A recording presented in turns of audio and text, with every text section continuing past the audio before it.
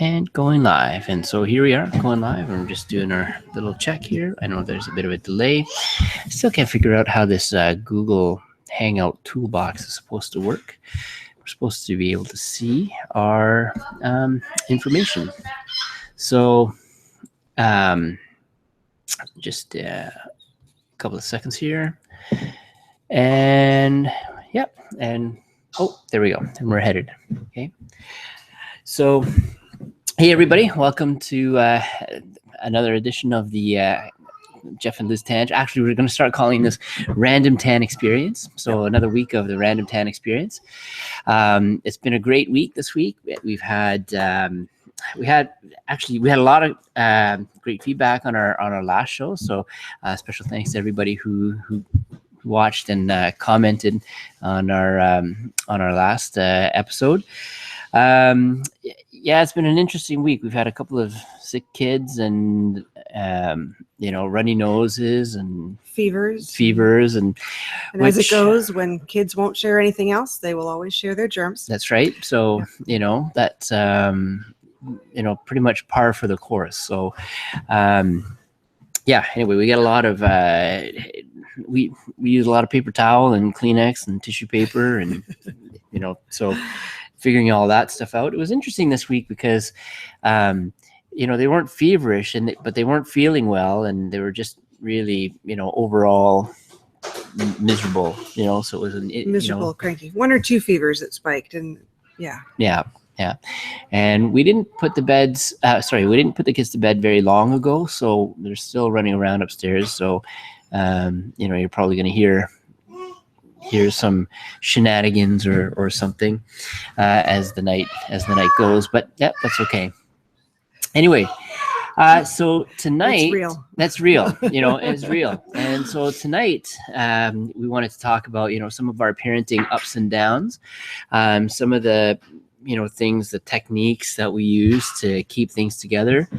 We wanted to talk about a little algorithm that that we use to just sort of keep ourselves balanced, because sometimes there's a million things to be doing, and sometimes when there's so much stuff to do, you don't know where to start, or you end up just not doing anything because there's just too much to do, and you just get paralyzed, overwhelmed with what we're doing. Also too, we wanted to talk tonight about how we spent less than $40 on laundry detergent in about 5 years. So that was really exciting. People always ask us what are the different things that we do to save money or to budget this and that. So, we wanted to just share that a little bit with everybody. We had a great visit today, though. We had an amazing visit with some friends, from about an hour and a half away. They're actually on their way home right now. So, hey guys, we wanted to give you guys a shout out. And we had a great time today. It was a lot of fun, and nobody got too seriously hurt. Yeah, nobody got really too good. Yeah, because there were a lot of kids vying for that trampoline today. Yeah, and there was not a lot of fighting, really. There wasn't really. No, it was pretty civilized. It was, sometimes like the swords actually come out, and there were no swords. No, there were no weapons of any kind today. So that was actually really good. So that was a win. Okay, that's a win, right? So that was awesome. So we can't wait to see you guys next time, and I guess next time we'll be at your place. All right, so parenting ups and downs.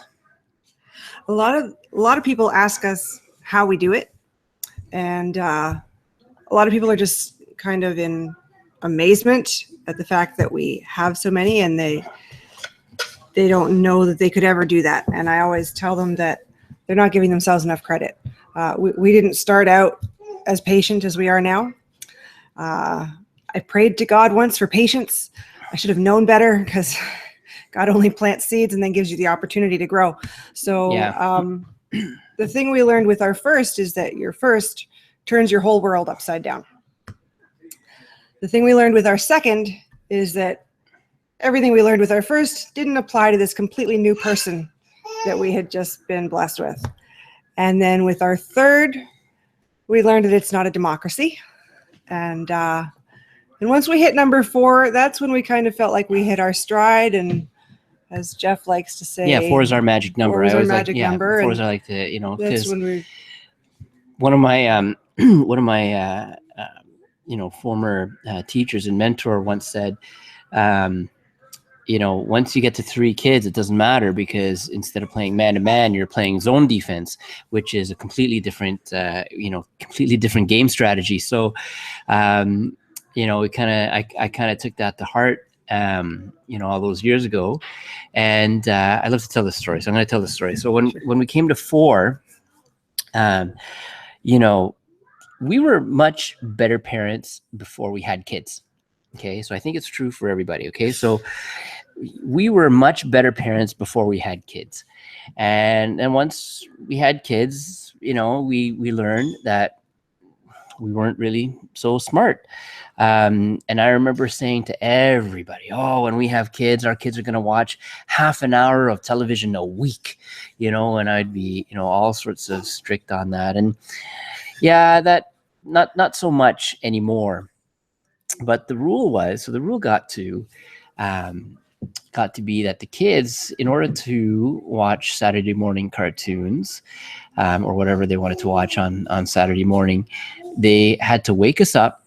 So there was no TV allowed before breakfast. That's right. So there's no TV allowed before breakfast. That was the rule. So they would wake us up, and then we would make breakfast, and then, you know, get on with the day, et cetera, et cetera. And it was working, right? We didn't need an alarm clock, and it was awesome.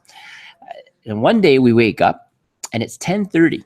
It's 10:30 in the morning, and we're like, why didn't the kids wake us up? Are the kids like sleeping in? Or so we go up, we downstairs, and you know, walking down the hall, and we can see the kids all watching TV.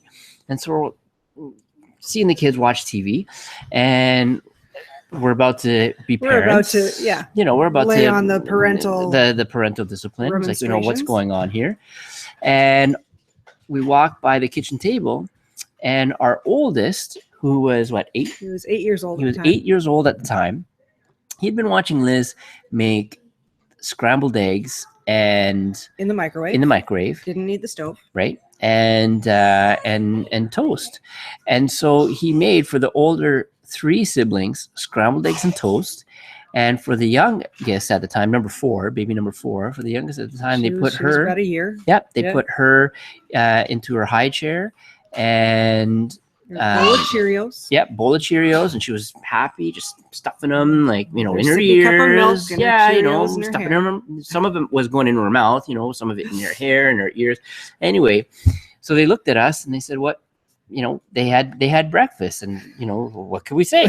They had breakfast. They followed the rule. The first thing they said was, we couldn't load the dishes in the dishwasher because we ran the dishwasher overnight, and it was full of clean dishes. So that day we taught them how to unload the dishwasher, and I haven't changed dishes in about 8 years. So there you go. Okay. So that's how you do it. But, you know, it's, yeah, you kind of, parenting, you kind of learn as you go along a lot of times. And I love going on Facebook. Well, I don't love it. I love going on Facebook and seeing, you know, all of our friends, you know, post some sort of parenting article and this and that. And sometimes I read it. But here's the thing. Trust your parenting. You are the parent. Okay. You are the parent. You know, if an article makes you doubt your parenting, then stop. Right. Don't read it. You don't need that headspace. You know, you are the parent. Be the parent. Yeah. Right. And you know your kids best. Yeah. Yeah. You know, like not all of our kids are super academic, but some of them are really, really academic. And so, you know, we know that. You know, some of them are a bit more shy than others, and some of them are a little bit more outgoing. So we know that some of them are great sleepers. Some of them not so much. Yeah, especially when especially when the second youngest there, he's finally sleeping in his own bed, but then sometimes in the middle of the night he'll come, and right when we're asleep, and I'll feel like foot right in my face, because he's climbing in the bed with us. So so yeah, but that's parenting. That's parenting, and enjoy every minute of it. One of the things that we heard a long time ago, or somebody told us a long time ago about kids, is before you get angry, before you react to stuff, you got to ask yourself 3 questions. Is this going to matter in 5 years, 5 days, or 5 minutes? Will it matter in 5 minutes? Yeah. Will it matter in 5 days? Will it matter in 5 years? Okay, and you gotta ask yourself that, right? And if the answer is no, okay, then you gotta relax. Have a protein bar or something, or because you might be getting hangry, and that happens at when you're parents, right? You can get hangry, so be aware, that. I don't know if everybody knows what that means. Like when you're hungry, and get some a little people, particularly I think guys, tend to get more easily irritable when they're hungry. That whole, the way to a man's heart is through his stomach. Sometimes the way to soothe his temper is also through his stomach. Yeah, but having said that, I know a lot of girls who get hangry as well. So, who've told me that they get hangry as well. Anyway, so, but be aware. Ask yourself, am I hangry right now? Take a second. And it takes a lot of discipline, take those 3 seconds to ask yourself those questions. Is it going to matter in 5 minutes? Is it going to matter in 5 days? Is it going to matter in 5 years? This is Gabriel, by the way, the one who likes to stick his foot in my face. Say hi. Say hi. Hi. Yeah. Okay. Okay. No. Okay. So the other little algorithm that we use when we're doing all of our stuff. Oh, you stay with me. The other algorithm that we use, I say algorithm because I just watched this documentary on Netflix. It's pretty cool. Jeff is all about algorithms right now. Right now, yeah. Algorithms for everything. Yeah. So, like you can solve Rubik's Cubes with algorithms. Awesome. Like really awesome. You know how many hours I, banged my head against the wall trying to solve those things? Anyway. So the algorithm, it comes from the teachings of Catherine Doherty, who founded a religious community just outside of Combermere, Ontario, called Madonna House. And she called it the duty of the moment. And so the way that I like to explain the duty of the moment is this. What am I doing? Am I doing what I'm supposed to be doing right now? And the answer is either yes or no. Okay. So if the answer is no, well, then I better stop what I'm doing and then get to what I need to be doing. But if the answer is yes, then the question is, am I doing what I'm supposed to be doing to the best of my ability to glorify God? And if the answer is yes, then great. But if the answer is no, then you got to take a second and, kind of reset and adjust and reset your perspective. Sometimes you got to be doing the dishes, right? Sometimes, and then sometimes you got to rest, so you got to be aware again, what is it that you need to be doing right now? Mm-hmm. And sometimes there's good things that need to be done, but it's not what's most important to do at that point in time. So it's a really good thing to meditate and pray and, spend time in that. But if you're doing that when your spouse is, trying to get all the kids marshaled for bedtime, then that might not be what God is calling you to do right then. Maybe you should be supporting what's going on in the home, or whatever your spouse's needs are. So sometimes it's a question of not just choosing what's good, but what's the greatest good for what you're supposed to be doing right then. Yeah. So that's it. Like that's the duty of the moment. Now, I mean, I wish I could say that it makes everything a lot easier. If I could get that and package it, and um, I think that would be great. I think we'd be a lot. Oh, look, so there's here. So here's another example of our parenting changes as we go. So I'm just gonna send a little toddler there, except if he wants to. Let's turn this down. Hold on. That's better. So, oh no, okay, come here. Okay, Keeping it real. Keeping it real. That's what we're doing. And again, this is why it's really exciting to make these, because that's who we are. We're not anybody. This is raw. This is really life. Unscripted. I don't know if I broke any copyright. Yeah, this is like unscripted life, and this is us, doing what we do. Yeah, they say never work with children or animals, but that's kind of our whole life right now. Yeah. So okay. So that was the duty of the moment. Okay. So just to kind of make it a little heavy right now, and whatever, I made a conscious decision a long time ago, not to get stressed out when our kids are crying, okay, or not to get upset when our kids are crying. I would never complain about crying kids, ever.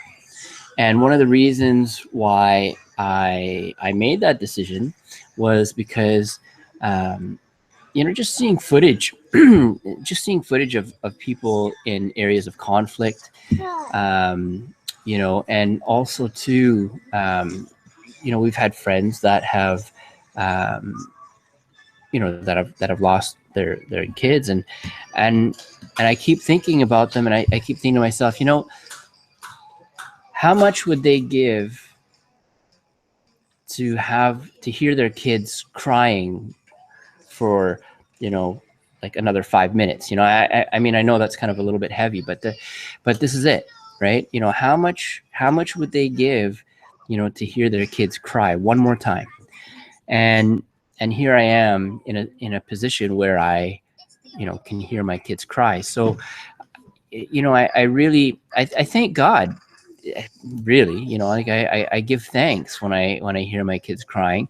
And yeah, sometimes I might be impatient. Yes, sometimes I might be a little bit, like a little bit, irritated, right? But I gotta check myself, and I keep that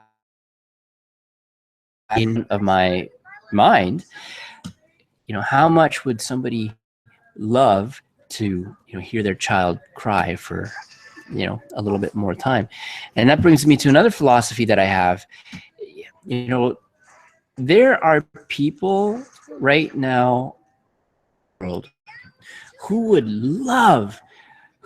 give everything that they have to have your worst day.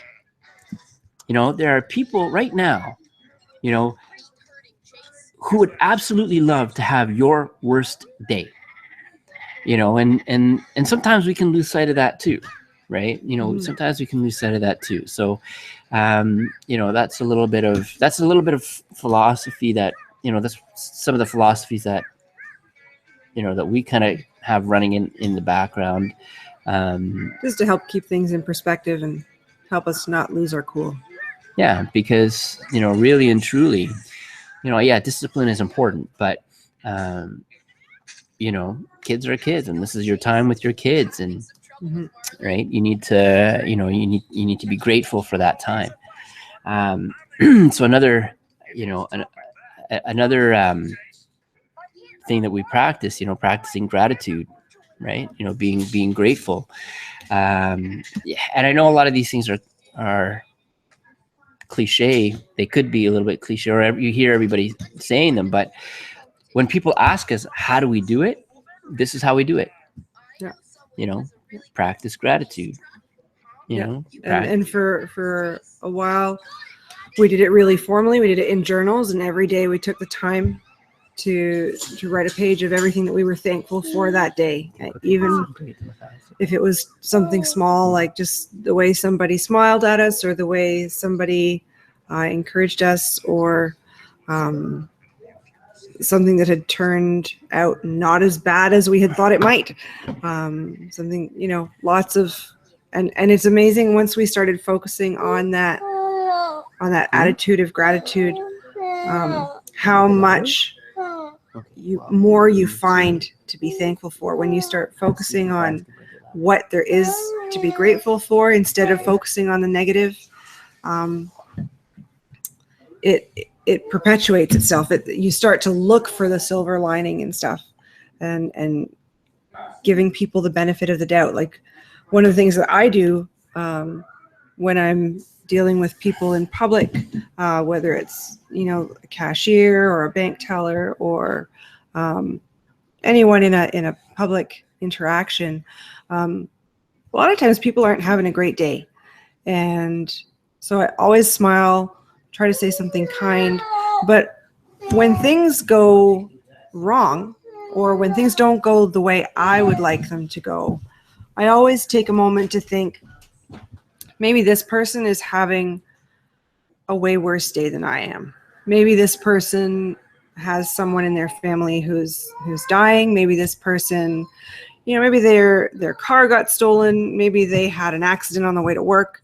There's all kinds of things that happen to people that you just never know what stories are happening in people's lives. And when you stop sometimes and you hear the stories, particularly in our business, we've come across different people, and someone doesn't get back to you on the phone, and then you find out that they were in a car accident and they were standing at the side of the road at the time that they were supposed to be on the phone with you. They were waiting for a tow truck in the middle of nowhere, and really, the fact that my phone call was late is nothing compared to what they were going through. So it's just something that we do to give people the benefit of the doubt, and always look for the best. One of the things that I know, we'd like to try to do better. I got to try to do better. I make it a habit to catch my kids trying to do something right. Like right now, two of our older kids are trying to keep the toddler occupied while we're on air. But and that's it. Like they're doing this. They're doing this for us, right? So catching our kids doing things right. What I need to do better is telling my kids, hey, you know what? I caught you guys doing this right today, and you did great. I don't say that enough. So I don't say that enough. We try to, but trying to catch them doing something right. So that's so shout out to our kids right now doing their best. Yeah, because I don't know. This is a great mic, so I don't know how well it's going to be picking that up. But, he's kind of crying there in the background. All right, so the last thing, or one of the other things I promised to talk about tonight was how we spent less than $40 on laundry detergent. Yeah, over 5 years. So here's the story. I have eczema, and a bunch of our other kids have eczema and sensitive skin, and have for years. And so we were always buying the expensive detergent, the hypoallergenic, fragrance-free, all natural, $15 for a little jug, like that. And it was a significant portion of our regular grocery budget. It was like $30 for a month's supply or something like that. Yeah, it could be it could by the be time really we had 6 kids, it was getting expensive. Yeah, it was really getting expensive. So and also I was looking around for different solutions, not just to save money, but just different solutions on how we could be more off the grid, or more self-sufficient. Yeah, right. Yeah. Anyway, we stumbled upon a recipe online for laundry detergent, like homemade laundry detergent. Okay, so here's the recipe, and I'm gonna I posted it on my blog, on our blog, and I'm gonna post the link actually in the description of this video. So if you wanna check it out, you can click the link in the description of this video, and it'll bring up to the recipe. But you know, the initial startup cost was a 5-gallon bucket for $6, $5.95, right? You know, the lid for $3.99. Borax was $4.49. Yep. Washing soda was $5.99, and a 10-pack of Ivory soap was $4.29. Now, here's the thing: when you're mixing the laundry detergent, you only need 2 bars of soap. 2 bars of soap for the whole 5-gallon bucket. For the full 5-gallon bucket, plus half a cup of borax and 1 cup of washing soda. And washing soda is carbonate soda. So that's the difference. It's not baking soda, which is bicarbonate of soda. It's carbonate of soda. And we found ours at Walmart. You know, Arm & Hammer. I think Arm & Hammer, yeah, Arm & Hammer, and you know, natural health food stores will have it too. Anyways, half a cup of borax, 1 cup of soda. And so what you do is, on the stove, you got to shred the soap. I bought a cheese grater actually, and just shred the soap over the stove in a pot on low medium heat. You don't want it to come to a boil, but just to dissolve the soap. And then in the 5-gallon bucket, in 2 liters of that on the stove. And then in the 5-gallon bucket, have another 10 liters. That's right. So have 10 liters of hot water, and you dissolve the half cup of borax and the 1 cup of soda in the bucket. So once the soap is dissolved, what you do is you add the soap mixture to the bucket. You mix it up, cover it up, leave it overnight, and the next day, it's going to form this kind of like a gelatinous kind of gloopy, right? Yep. And then what you do is you mix it up. Just stir it. Yeah. Just stir it. You know, actually, what I like to do is I bought a paint mixer, you know, that you stick in a power drill, and you know, and anyway, so yeah, you put in the power drill, stick it in. There's always got to be a fun gadget. Yeah. For Jeff to. Right, but I only use it for the soap. So I only use it for the soap, right? So he doesn't use that one for paint paint anymore. And well, I never use it I bought it specifically for the soap. So, Any excuse to buy a tool. Yeah, right. Anyway, so you mix it up, you know, churn it up, and it's ready. Yeah. Now, and it works in our front loader. Yeah, so it works. Yeah, front high loader efficient or top or loader. a top loader. Yeah. Something that we like to do is when it's hard to maneuver a 5-gallon jug, you know, into the tiny little the soap dispenser. So what we do is we put it into a regular. The last jug that we ever bought of laundry detergent is 5 years old now. This plastic jug, and we just refill it with our own homemade. Right, stuff. and then and sometimes what I like to do is in that jug we put some tea tree oil. Right, Yes. So yeah, throw some tea tree oil in it, and you know, and there you go. Now that 5-gallon jug, when we started doing it, and I think that was 6 kids. I think we were at 6 kids, and that 5-gallon bucket would last us at least 2 months, sometimes a little bit longer. No, it was like 6 months. It was like 6 months. Was it 6 months? Yeah. So the 5-gallon bucket would last us 6 months.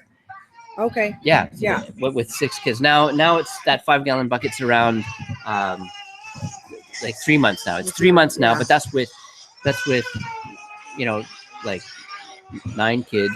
9 kids. And 12 people in the house. Yeah. So, you know, that's it. Yeah.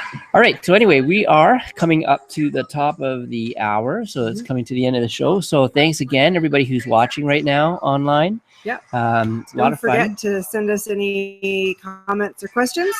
We want to hear what you guys want to hear from us. Raising a family of 9 kids, working from home. And yeah, that's about it. All right. Okay. We'll see you later, everybody. Have a good night.